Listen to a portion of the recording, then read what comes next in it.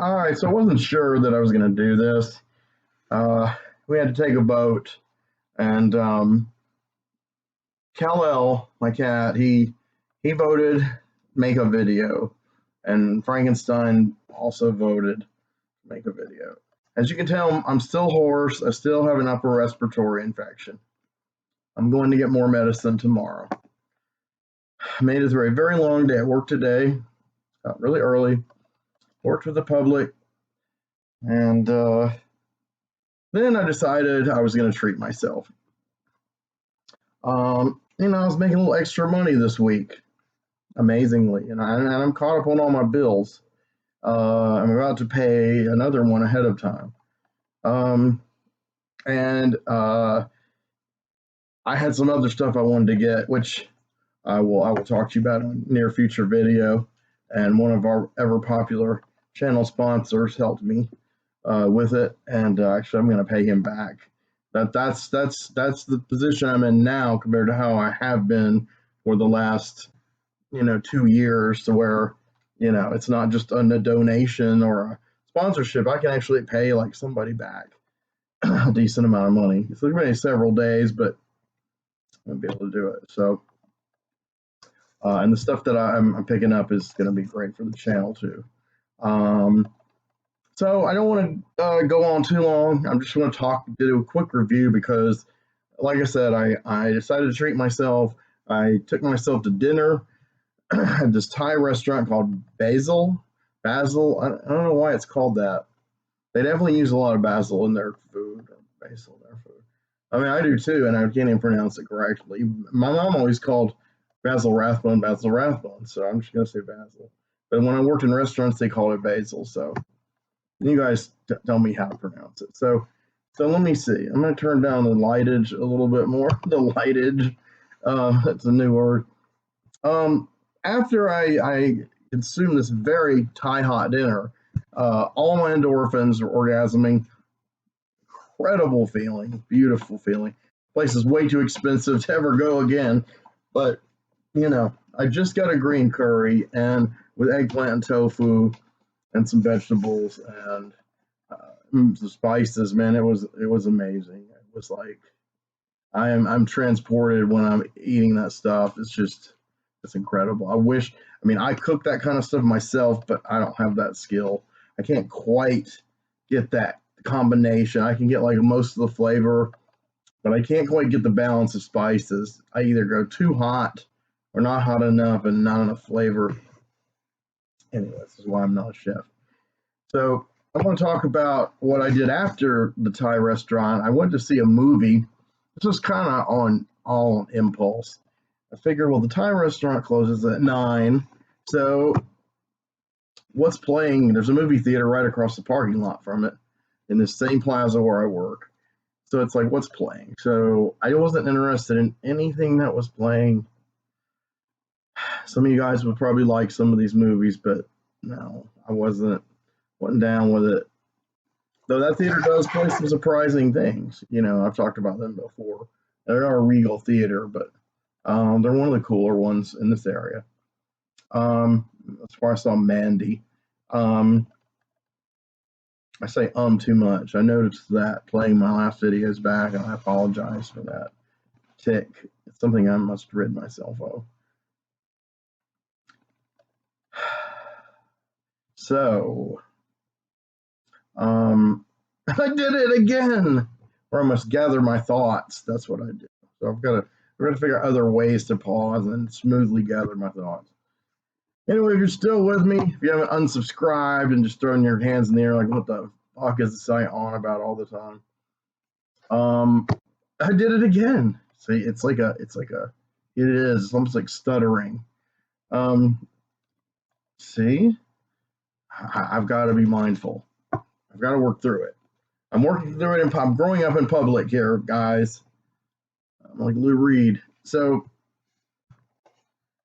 my eyes lit on Superman 2, the Richard Donner cut. I had forgotten that it was doing a theatrical run. I had seen some fan bros going absolutely rabid against it the other day. oh my God, these people, they spend so much energy. It's just insane. Just think if they could like harness that and like do something productive for humanity instead of, getting on fucking Screen Rant and the Direct and we got this covered and all these bounding into comics and these just bleeding cool and these Den of Geek and these just horrible sites they can't write.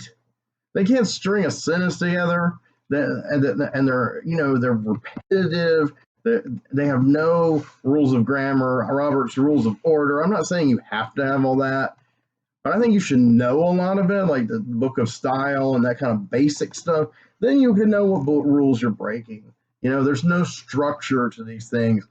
I mean, they bury the lead, as Jimmy Dore says. They do the lead, they clickbait, you get in there, and then they give you this 4 paragraphs repeating the same things over and over again, which are not only stuff that they've already stated in the title and in the first couple of sentences, but stuff that you already probably know and almost everyone knows. It's insulting. I don't know who consumes this garbage. And you're going to be like, well, you do. But no, I mean, I do light on it for a few reasons. One, I guess masochism. Two, sometimes there are facts I don't know about because that's a world that I'm interested in it, but I'm interested in the art created by that world, but I'm not interested in the people that consume the art or pundits who comment on the art. I actually loathe them. So maybe that's hate reading it. I don't know. But I have cut down my consumption of it. But they were slamming the Donner cut. So I was like, well, that's a good enough reason alone for me to watch it to catch up because I sold my copy on DVD a while back. I had seen it in the theater, the original theatrical cut that Richard Lester directed a lot of, and still using tons of Donner footage. This is all old news and fandom. But one thing about the fanbro sites is that when it comes to all things Superman and live action, these people they're obsessed with Henry Cavill. And I'm the opposite of that. I'm obsessed with not knowing he exists, I guess you could say. I find him like a lump of nothingness, just a lumpen schlub, just a cardboard, soggy cutout caricature of a human and of an actor. He's not even an actor. He's just like he's miming words, and he's probably giving a lot of people sleep apnea, but these guys, they're hot on him. I mean, they have an obsession and a buzz on Henry Cavill. That's not just fandom. I mean, I have a couple of friends who really like him, but I mean, there's a part of fandom and fan bros that, I mean, they want to fuck his brains out. And I'm talking about guys who are, I'm sure, ostensibly heterosexual, but their obsession with Cavill is definitely not platonic. So anyway, and it's touchy when you talk about Christopher Reeve because they know we're not supposed to defile the sacred canon of Christopher Reeve. He died tragically, but we hate him because people like him better than Henry Cavill. And it's like, dudes, man, you guys, fuck you. So, see, that I have to want my voice back so I can get fiery here. Anyway, so this movie was $5.35 showing. I don't think I haven't seen a movie in the theater for that little in decades. I'm going to date myself, as they say. So I bought a ticket, and there were like 3 seats that were already taken. I was like, oh wow, how many people are into this? So it was just like the last showing at 9:30 p.m. So at first, I looked at the John Wick 10 p.m., but then I was like 9:30. That's closer to when the restaurant closes, and it's a movie I'm familiar with, and I can study. And that's kind of what I did. I took a lot of pictures, which I'll probably put on Facebook. I might use one as a thumbnail for this video if I post this video. I mean, the way the video is going, it's kind of like not one of my higher quality ones. I mean, I think it looks good, but I just sound rough, and this is why I couldn't do my Puzio Techi videos that I shot on my phone the other night. They were great, but I got worn out and I couldn't finish. I'm still sick. But damn it, here's my thoughts. Okay, so I'm trying to keep this brief as humanly possible. I mean, my condition will force me to. So I had watched this before and I had forgotten. I forgot what this cut was like. I remember liking it and preferring it to the theatrical cut that I saw many, many years ago with my mother. And also along for the ride was my dear friend Nathan Adams. I don't know what has ever become of that guy. Excuse me, I'm thirsty. But I remember when the Niagara Falls scene. So this kid is like fucking around on the rail, and they're like, "Be careful!" And then the mom's like, not even looking. The kid tumbles over, and it's just really bad optical. The little kid against the falls, it looks bad. And I'm gonna try to speak louder since I don't have a microphone yet. That's coming.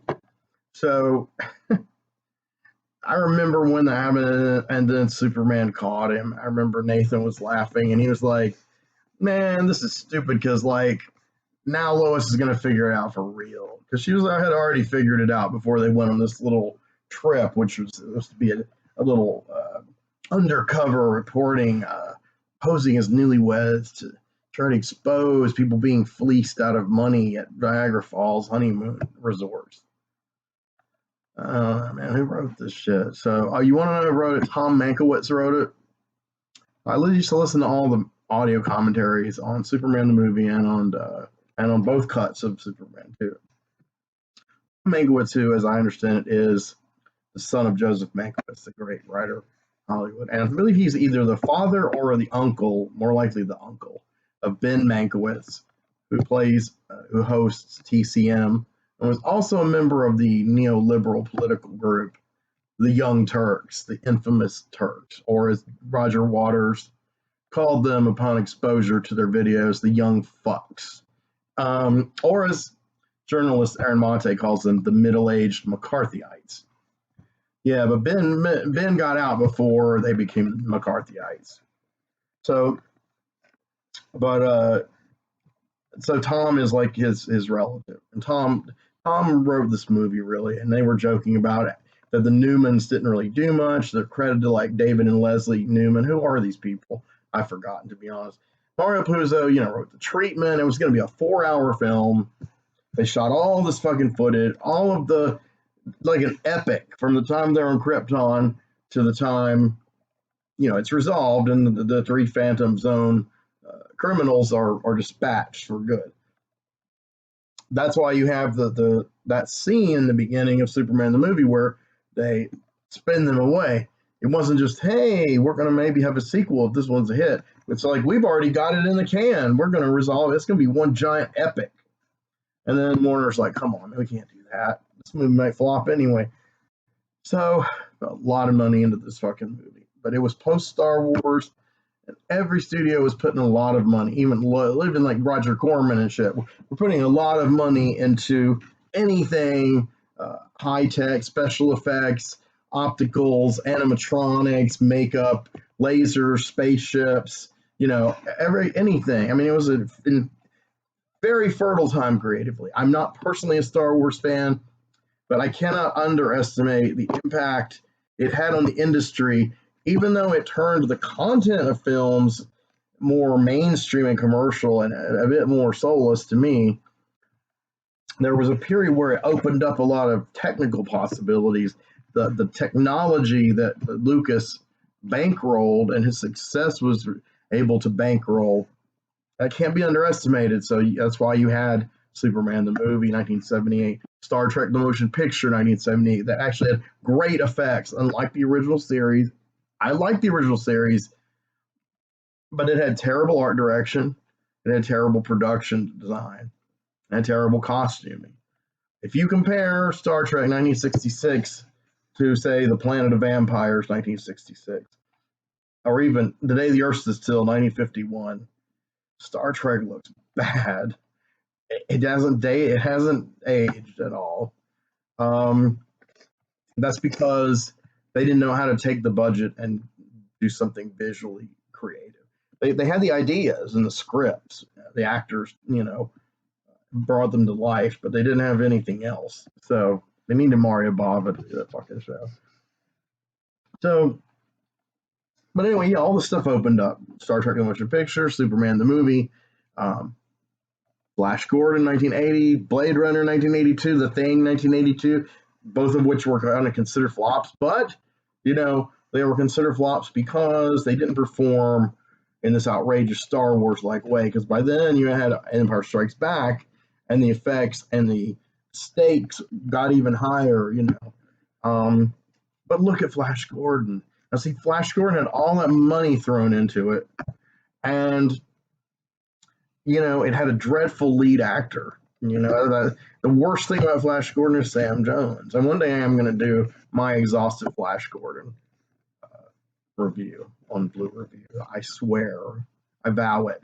Or it might be part of the new refurbished upcoming Blue Review, which more will be told in the next video. So,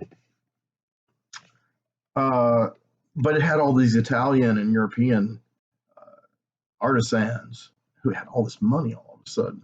They didn't have all this money while they were churning out giallos and spaghetti westerns, man. I mean, even their sci-fi movies look really slack. I mean, you would have somebody creative like Marguerite who could kind of make it look okay, or Bava could make it look really cool, but a lot of crap, and it was the era of Star Crash and Battle Beyond the Stars, and but once you gave all those Italian guys all that money, and Dino De Laurentiis was like, all right, it's amazing. It's amazing the people that worked on that film. And it's really amazing in general how many of I'm calling them artisans, because they're like perfect craftsmen. It's amazing how many of them from the 70s that worked on all these different movies made their way into Hollywood through routes like Carlo Ponti producing the movie, or De Laurentiis, coming to America and opening a studio. And so you had people like Dante Ferretti and Nani Spinati, and you had these guys coming in, Daniel Donato. That's not his name. I'm not saying it right. Some of these guys I just mentioned work on Pasolini movies. I mean, they're working on like the fucking Salo, and then years later they're working on some of these guys worked on one of the Hannibal Lecter movies. I mean, which maybe is fitting, but it's a Michael Mann stuff, So it's really wild. Superman. So let me get on point for a few minutes and then sign off. My throat hurts. It was fun watching it. I had a long day, and unfortunately my sleep apnea did attack me. It has attacked me 3 times in films in the last 2 years, and I always dreaded that would happen because my dad was plagued with it. And I nodded off for I don't know how many minutes during Crimes of the Future.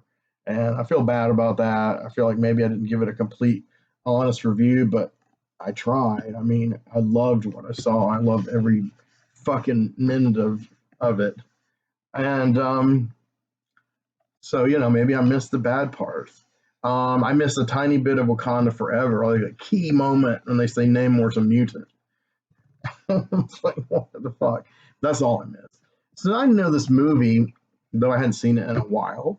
So I blanked out a little during the part after Superman goes ahead and fesses up. Hey, yeah. Clark's like, hey, yeah, I'm Superman. All right, you got me. And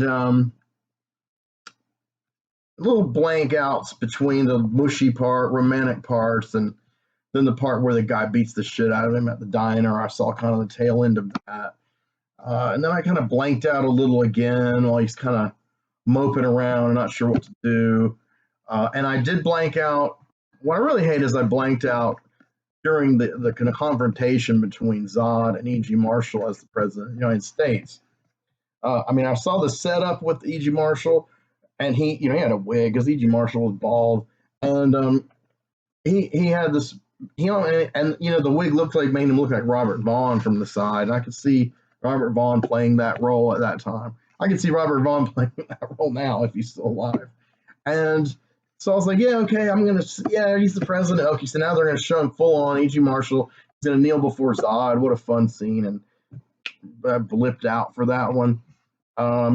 So sorry, E.G. Marshall. When I was a little kid, there was a radio show called Radio Mystery Theater. And my parents and I listened to it. It scared the living fuck out of me. And E.G. Marshall was the host. That's how I knew who he was before Superman. So, when you have a mom who worked in a movie theater and bought all the gossip magazines, all the soap opera magazines, all the movie magazines, and then you had a dad who, you didn't know had seen something classic, and then he'd just pop up one day because he was a lot older than my mom, and he'd be like, yeah, I saw the Flash Gordon serials in the theater. What? I mean, he was really young. Yeah, I had Action Comics #1. Yeah, I saw Psycho opening day. You can see her boobs, which is not true. The shower scene. And so I gotta give my parents some props, there for planting those seeds. And like I said, my mom took me to see Superman 2, and I had a great time. Me and Nathan tripped out, because tripping out was important back then. Tripping out is still important. I did one video recently. I know I'm veering all over the place. I'm very consciously aware. Don't worry. I'm just trying to see if you can keep up with me. I did a video, not long ago where I said, well, the world is going to hell. And what can we do? All we can really do is just kind of trip out, have fun, and watch some movies, man. Trip out. And then I quoted myself a couple other times. It was a good outro, so I might make it permanent. I don't know. But I do feel that way. The world has gone to fucking hell. And it's worse every day. And so I don't want to get all solemn on you cats. That's for another video. But yeah, man, this stuff's important. This stuff's important. This loving and bonding through art. It's important. And so, I had it when I was a kid, and then I went through periods where it was a bumpy ride. It was a bumpy ride finding my groove as to where I fit as far as how I consumed art and how I created art. If I created art, like a doubt in my head, am I creating art? What am I? Is this real? What is real? What art is real? What is art is not real? What does real mean? What is? I don't know that woman. So, I think the Superman stuff was when I was at a very high peak of Marvel zombie infection, and me and Nathan both were. But so we were kind of in a way making fun of Superman, but we both grudgingly loved the first movie. And so, I mean, we hated the character Superman. Me and Nathan talked every day about every comic book imaginable. And I don't know what's become of him. I've been trying to find him. I just can't find him. And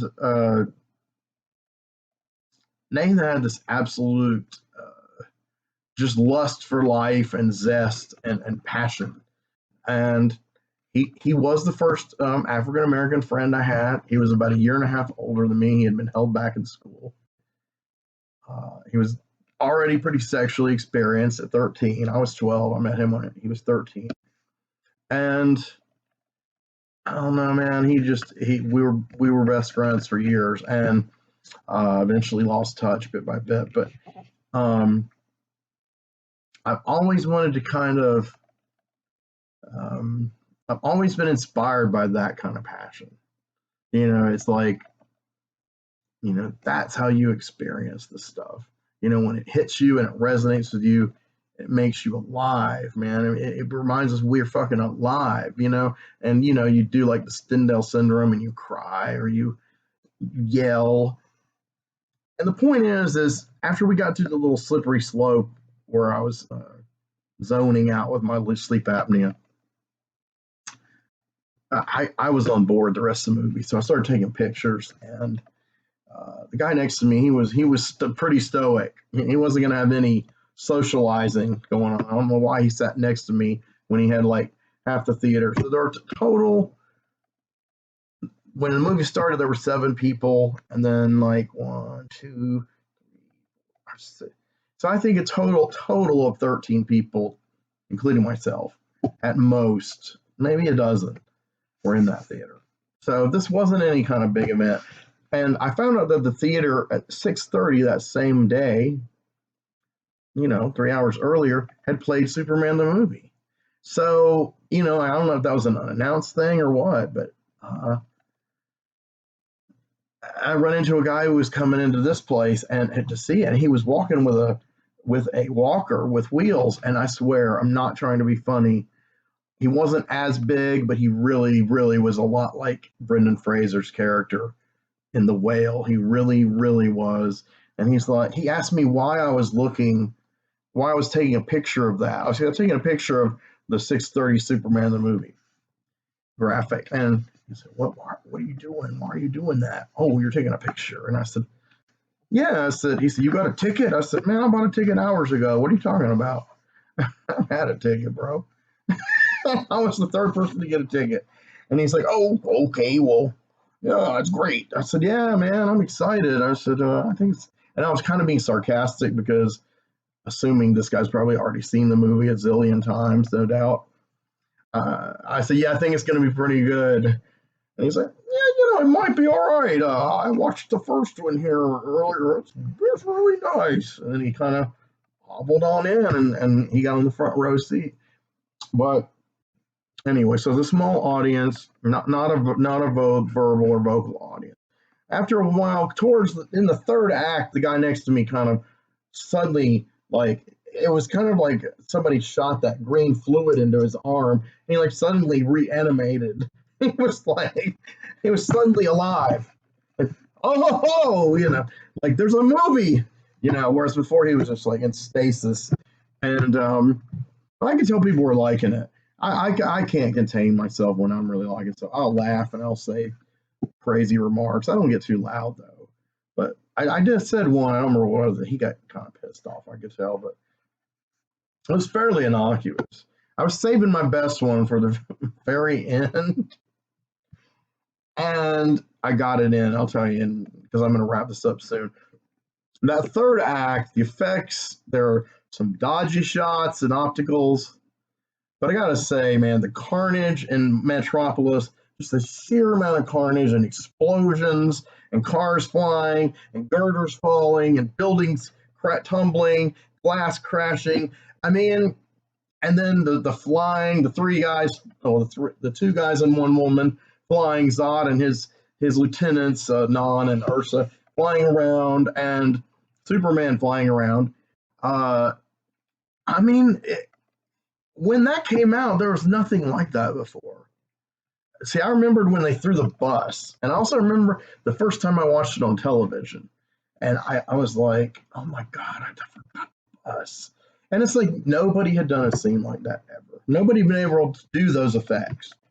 There was some guy could convincingly just throw a fucking bus across the street in Metropolis. And it holds up. I mean, some of that shit is amazing. And the thing, a lot of the framing is just beautiful. The scene when they go into the Fortress of Solitude, which is already beautiful, the crystalline edifice of Superman, where he, converses with Jor-El and etc., and where he kind of depowers himself so he can be with Lois. You get this kind of weird Kryptonian magic thing, which is they keep kind of deliberately oblique. It's kind of it's kind of silly, but you got to go with it, right? That's the whole point.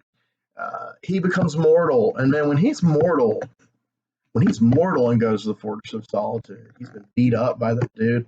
He's bloody, and Reeve is tearing it up. Has his performance. I'm watching this, and I'm like, nuance. I'm like, fuck Henry Cavill. Come on, man. And then Marlon Brando interacting with him just to see that moment again. Because Marlon Brando shot a lot more footage than the papers told us. Back in the day, they're like, Marlon Brando got an unprecedented $2 million to shoot 15 minutes footage. Okay, first of all, yes, he did get $2 million, and it was unprecedented, and he insisted his name go above everybody else's. But uh, he shot way more than 15 minutes, and that's the stuff that Donner was saving for the latter part of either the 4-hour epic or the rest of Superman 2, his version. And so we get all that. I mean, there's some of that in the Lester cut, but it's really nicely done in this one. And I mean, a lot of the editing in Act 1, the way they repatched the movie, is kind of clumsy. Maybe I just didn't think about it on DVD when I watched it on DVD. And then Act 2 is pretty smooth. It's all pretty much like the Lester cut. In other words, they used that kind of midsection. Act 1 is kind of like this hodgepodge of footage from the first movie, and then also footage that was used in the first movie but was originally going to be used in the second, blah, blah, blah. In other words, all the stuff to do with to set up the Phantom's own criminals directly as a threat. And whereas that seemed, like I said, that seemed weird to be in some versions of Superman the movie, like because there's no payoff. There's no payoff because, like I said, they broke the movie in two. So, I mean, nowadays we're used to this shit. With Infinity War and Endgame, it's, this is just shorthand for people now. But back then, this stuff was kind of complex and weird and convoluted, and nobody knew if it was going to work, and nobody knew if it's going to be silly. I gotta say, Superman the movie, as it stands, as one unit, is far better as a film. It's a more serious, iconic film. This movie, it has some humor, of course.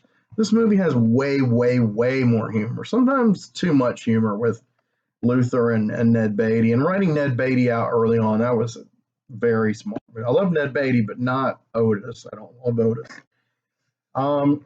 And I think he killed off Fessmacher too, but Luthor.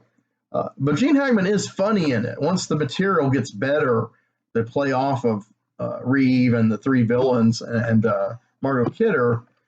He's got great material. His comic delivery is fantastic. But when he's working with Ned Beatty and it's all these like stupid one-line jokes and like urinating jokes, there's like 3 urination jokes in that one sequence where they're breaking out of prison. And then there's one when they get the Fortress of Solitude. It happens twice. And like there's this toilet flushing in the Fortress of Solitude. Come on, please. Is that in the Lester version? I hope they caught that, but I don't remember. But Act 3 is really when they all get to the Fortress of Solitude. Superman's there. He's full on Superman. He's like fully realized because he's not hiding who he really is from Lois anymore. And he's gotten his powers back. He's had the final reckoning with his father's ghost. And he's just, it's like he's an integrated self. I mean, I'm going to break it down and analyze it in a metaphysical way. I think it is a metaphysical, the symbolism, I think, is, to me, it's pretty obvious that's what they're going for. They're going for some kind of deep Jungian or, archetypes kind of thing that I'm not describing very well. It's not that I'm stupid. I can write all this down and make it sound all mellifluous, but I'm making this up as I go along. So this is the best I can do right now. So, but hopefully some of you watching know what I'm talking about. In other words, he was a fragmented being, okay, because he had to live a double life, sometimes a triple life, because Clark as a kid was different than Clark in Metropolis. And, and then when he gets to the Fortress of Solitude and he hears that he's Kal-El. So Kal-El, and my ex-wife did name my cat after Kal-El. It used to be our cat. And so he's probably, perking his ears over there every time I talk about it. And the scenes where Marlon Brando's like ghost or whatever, his vision, his visage, his specter, or dresses him as Kal-El are just beautiful. But anyway, when they're in the fortress, and Reeve is just tearing it up, and he's like fully realized, and he's using his brain as well as his power. They told him his weakness was compassion. There's great jokes with Zod where he's like slamming humanity and just because he's a genocidal, dominating motherfucker, and they all like just hate everything, and they're total nihilists. I mean, one of them's named Non, for God's sake, and he's just like, your weakness is your compassion. You care about these beings. This is Terence Stamp. Terence Stamp is a motherfucker anyway. That guy is one of the most incredible actors ever lived. And of course he's rightfully iconic for Zod. And people like Kevin Smith have really elevated it to the next level with fan service, with the Kneel Before Zod and Jay and Silent Bob stuff. But you watch it and it's like, wow. And so you've got the three criminals, and Ursa is holding Lois Lane like she's going to, any minute rip her throat out. And she can easily do it with like a couple of fingers. Luther's over to the side, like just bantering, trying to make sure they don't kill him. And Non is he's pretty into the idea of killing him. And Zod is just kind of strutting around, giving his speeches, about how, Kal-El's a coward like his father. His father was a dirty coward. And the framing, and I took a bunch of pictures, the framing of all of these actors amidst this crystalline landscape for like 5 minutes is it's just a beautiful scene to look at. It's just beautiful cinema. I don't know how else to put it, really. Beautiful people, beautiful set, beautiful costumes. So anyway, this movie ends differently than the more common cut. And in this one, instead of just kissing Lois, magic kiss, and she forgets he's Clark Kent. That was the Richard Lester cut. That was the one that everybody, was like, So the original cut, he uses it. Instead, Superman reverses time again by spinning around the world 5 million times super fast. It's like Tachyon speed. And okay, so if this was all his vision and he had a 4-hour movie, that means halfway through it, he resolves the problem by making the Earth spin backwards, reversing time, and only he remembers. Then in the end, he does it again. So why does he do it exactly? He's killed off the Phantom Zone criminals. He's actually killed all the criminals. I mean, he uses his laser beams and he destroys the Fortress of Solitude after all three of the depowered Phantom Zone criminals have slid into this icy abyss beneath the fortress, and they left Lex Luthor inside, and then it just all is destroyed. So there's some lines where he says that they allude, Lex Luthor and Zod allude to his weakness, that he won't kill any humans. And then he says, well, yeah. And Superman says, well, yeah, but with some exceptions. And to me, that's a setup right there. It's like he will kill. So this whole controversy, does Superman kill? Does he not kill? Because that's what's, drilled into fanboys in the comics. That's not in these two movies. So the whole uproar over it being in the Man of Steel movie is ridiculous. And some of the fan bros who were hating on the Richard Donner cut were using that. They were like, yeah, well, one thing I'll say about the Donner cut, see, he was always a killer. So you people knocking Henry Cavill being a murderer, fuck off. And it's like, right. But, it's a little different. It's a lot different. And it's different for many reasons I don't need to go into here because I don't want to do a review of Man of Steel because I think it's just a lump of garbage with a few little tiny little, sparkles in it. But, I mean, yeah. So that argument should just be moot. I understand why they did it in the Zack Snyder movie. That never bothered me. That didn't have anything to do with why I didn't like the movie. Though, killing off Michael Shannon, who's a great actor, at the hands of Henry Cavill, who's just wretched, is kind of humiliating. But it's like you're shooting yourself in the face, Zack Snyder. And so, yeah, it's weird. So I have this feeling like, okay, are like the gods are somehow going to intervene here in Superman 3 and be like, Kal-El, you have tampered with time and space too many times. And it seems like Richard Donner's just like, nah, that's never going to happen. Fuck this. Anytime there's a problem, we just spin the Earth backward. That's ridiculous. but the ridiculousness of it is kind of cute and charming. Because when you're caught up in it, it's kind of funny because it's mainly the stuff where Lois doesn't remember. That stuff's funny. But the fact that nobody remembers anything that happened, and the Phantom Zone criminals are back in the Phantom Zone. So he actually didn't kill anyone. But he goes back to the bully at the diner, who of course now never happened. The bully guy never beat him up. So now the bully guy doesn't know him. He thinks he's like, just some random smartass like he was before. And, and then he risks his secret identity by humiliating the guy with his powers. I mean, it was funny. It was like I don't know, but I had a great time. I had a really great time. I hope I've hit some good points. There's a lot of reasons why there's some great things in this movie, and there's a lot of reasons. There's a lot of reasons to love this movie because of the ground it broke for all future superhero movies. It just took quite a number of years, and companies like Marvel and all these other studios getting their shit together and avoiding bankruptcy and everything to save up enough money to invest and then develop technology and then get to where, hey, let's do it again, with the X-Men. There was Batman that was like in between, So you got 20 years bookended Superman the movie, 22 years, and X-Men. I mean, man, but there would be no X-Men movie without Superman. And of course, Bryan Singer was influenced because Bryan Singer went and did Superman Returns, which is like him basically making a sequel to Superman 2. I mean, he said that many times, that it's in the same universe, and that's fine. Maybe one day I'll watch Superman Returns again and try to have a fresh look at it. I don't know. I never hated it, but I never really liked it either. So that's it, man. Thank you, and I'm going to retire for the evening. I'm getting kind of annoyed that my cat outvoted me in this